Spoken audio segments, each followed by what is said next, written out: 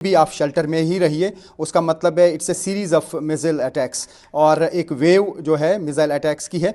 और जो यहाँ पे मुझे इंप्रेशन मिला, कह रहे हैं कि ज़ोरदार धमाके हुए। उसका मतलब है कि मिसाइल्स जो हैं हो सकता है कि बड़े मिसाइल्स हों और उनको इंटरसेप्ट करने के लिए यहाँ से भी जो इंटरसेप्टर्स लगाए जा रहे हैं वो भी मिसाइल्स होते हैं। तो उनके जो धमाके हमने सुने, मैं ये कहूँगा कि मैं तकरीबन लेवल 3 जो है माइनस लेवल 3 के बेसमेंट में था और वहाँ पे पूरा ऐसा लग रहा था कि सब कुछ हिल रहा है, तो उससे अंदाज़ा लगाया जा सकता है। तो ये ब्रेकिंग न्यूज़ यही है कि ईरान ने एक मिसाइल अटैक किया अभी अभी। जिस तरीके से अमेरिका ने ईरान पे अटैक किया था, उसके बाद ये एक्सपेक्ट किया जा रहा था कि ईरान की तरफ से शायद रिटेलिएशन होगी। ऐसा ही हुआ। फ़िलहाल यहाँ पे सारे लोग जो हैं वो बेसमेंट्स में हैं, वो शेल्टर्स में हैं, बंकर्स में हैं और अभी सिग्नल नहीं दिया गया है बाहर निकलने के लिए। फ़िलहाल लोगों को जो है कुछ देर तक अभी बंकर्स में ही रहना होगा।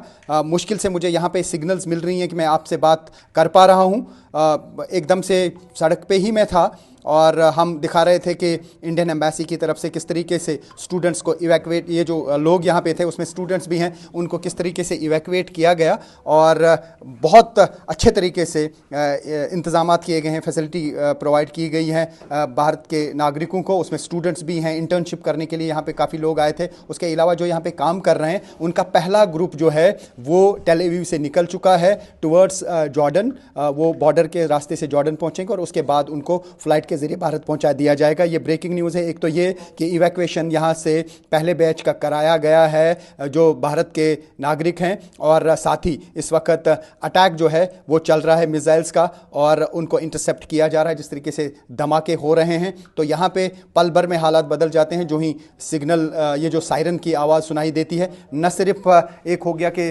पब्लिक प्लेसेस पे सायरन बजती है, बल्कि जो मोबाइल फ़ोन्स इंटरनेट के साथ कनेक्टेड होते हैं उनमें वाइब्रेशन होती है और उनमें एक मैसेज आता है।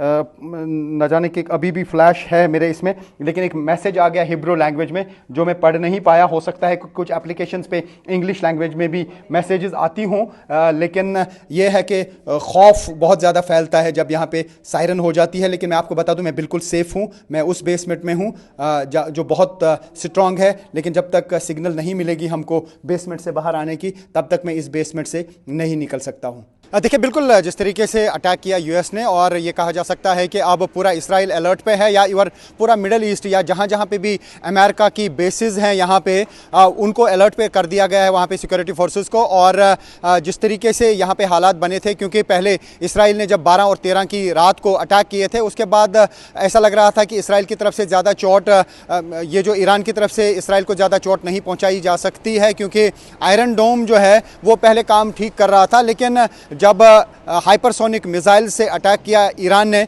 उससे दहल उठा। चाहे टेल अवीव हो, हाइफा हो, और भी कई इलाकों पे अटैक्स किए गए। अब चूंकि यूएस ने अटैक कर दिया है, अब देखना होगा कि ईरान की तरफ से किस तरीके की रिटाइलेशन होगी। अगर हल्की सी रिटाइलेशन होगी तो शायद यूएस फिर से इन्वॉल्व नहीं होगा, लेकिन अगर ज़बरदस्त अटैक किया ईरान ने इसराइल पर या अमेरिका की बेसिस पे, तो शायद अमेरिका फिर से वॉर में आ जाएगा। तो ये कहा जा सकता है कि फुल स्केल वॉर भी शुरू हो सकता है। और देखना होगा कि जो बाकी कंट्रीज़ हैं, चाहे वो रशिया है, चाइना है या बाकी दीगर कंट्रीज़ हैं, उनका क्या रुख रहेगा। अगर वो भी इन्वॉल्व हो रहे हैं तो आप रूल आउट नहीं कर सकते हैं थर्ड वर्ल्ड वार को। जिस तरीके से दुनिया के कई इलाकों में कॉन्फ्लिक्ट्स चल रहे हैं, तो ये कहा जा सकता है कि शायद यहाँ से ही थर्ड वर्ल्ड वॉर की शुरुआत हो सकती है। फिलहाल यहाँ पे हालांकि हालात नॉर्मल तो नहीं कह सकते हैं, पुरतनाव हैं यहाँ पे, टेल अवीव हो या पूरा इसराइल हो, लेकिन सिक्योरिटी को अलर्ट पे रख दिया गया और सारे लोग अलर्ट पे हैं। और यहाँ पे वार्निंग हर किसी को दी जा रही है, बताया जा रहा है कि जो ही सायरन होगी तो फ़ौरन बंकर्स में आ जाइए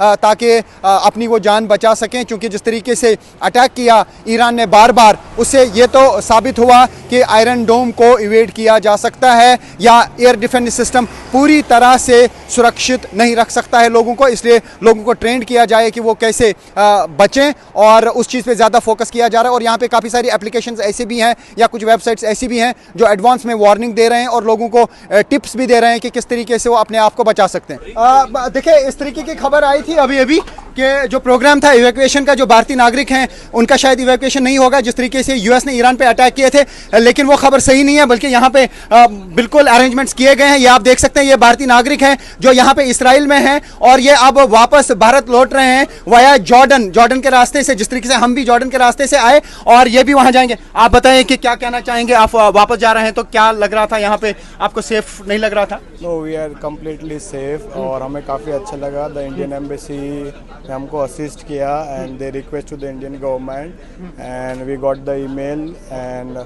all the help given to us by the Indian Embassy and the coordination was very good. तो यहाँ पे इंडियन एम्बेसी की तरफ से इन्हें काफी हेल्प की गई है और इंडियन एम्बेसी इंश्योर कर रही है कि ये सेफली रिटर्न हो भारत। और आप बताएं कि आप वापस जा रहे हैं तो अभी यहाँ पे कहाँ थे और किन हालात में वापस जा रहे हैं? हम अभी रामतगंज सिटी में थे और इंडियन एम्बेसी ने हमको ऑर्गेनाइज सब फ्लाइट किया वाया जॉर्डन से, तो हम सेफली वहाँ पे जा रहे हैं। तो अभी कितने लोग हैं? काफी सारे हैं यहाँ पे। हमारे डायमंड बुर्स के करीबन 50 लोग हैं।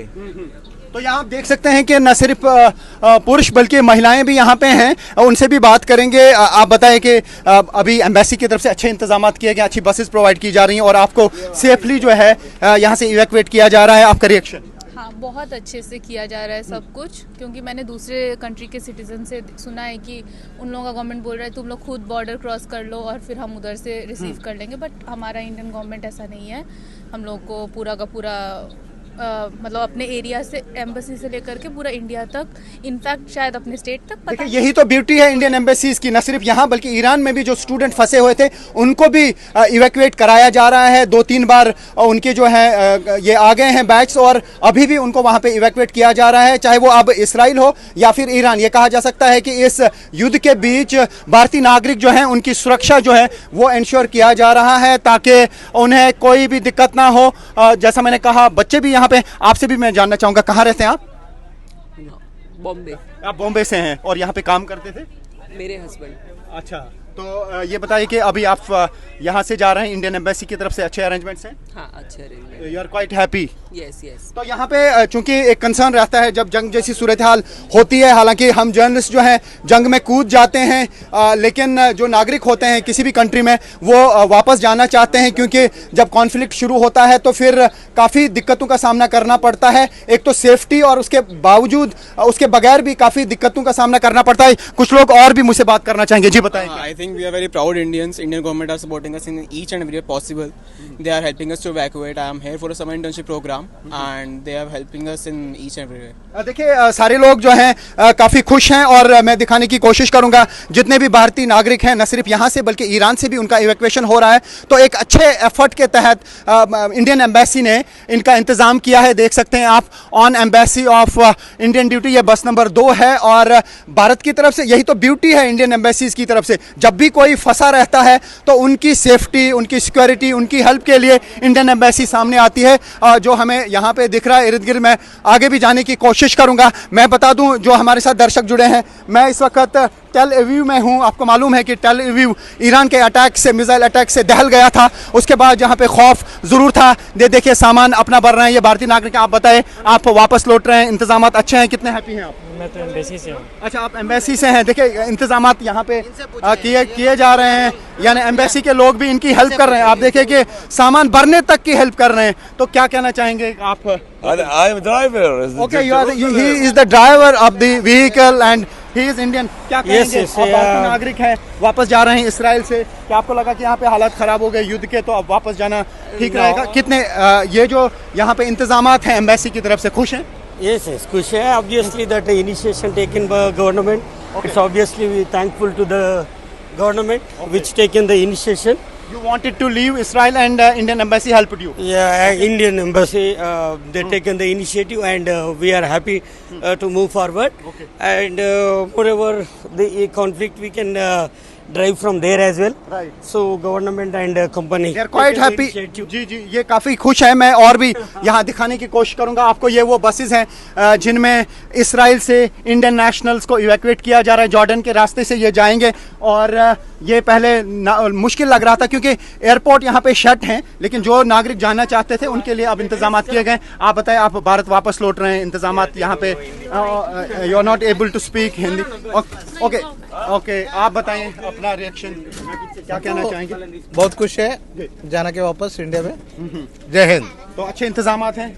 हाँ। कोई दिक्कत तो नहीं हुई? कोई कुछ भी नहीं। तो यहाँ पे आप देख सकते हैं कि कितने यहाँ पे ज़रूर ये परेशान रहे होंगे, लेकिन अब इनकी परेशानी इंडियन एम्बेसी ने ख़त्म कर दी है। न सिर्फ यहाँ बल्कि ईरान में भी जिन लोगों को इवैक्यूएट करना था, मोस्टली स्टूडेंट्स, उनको इवैक्यूएट कराया जा रहा है। तो एक अच्छा एफर्ट माना जा रहा है कि इंडियन एम्बेसी की तरफ से अपने नागरिकों के